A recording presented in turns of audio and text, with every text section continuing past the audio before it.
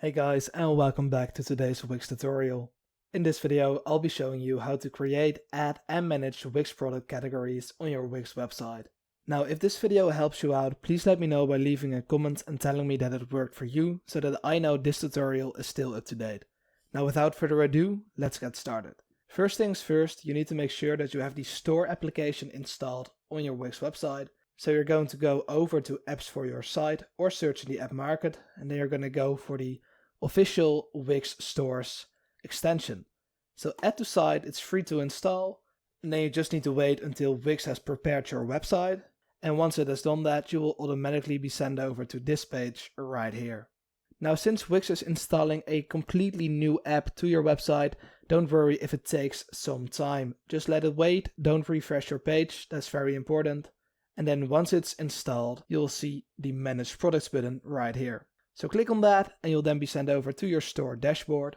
And in your dashboard, you need to go over to Catalog, Store Products, and under the product section, you're able to create, remove, and edit any product you'd like.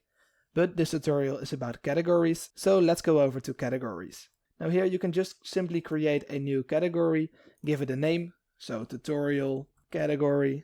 You can add a header description and a category image if you'd like.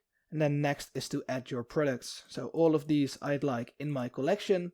And a very nice thing about the categories on Wix is that you can even add a coupon or promote this category only or edit the SEO settings page. So if you're going to go ahead and edit the SEO, make sure to save before you do that. So this is the SEO settings for your product category. You can change the name, so this is the way it will appear in Google search. You can even add a call to action, so 20% sale today only. You have the meta description, which is the text below that.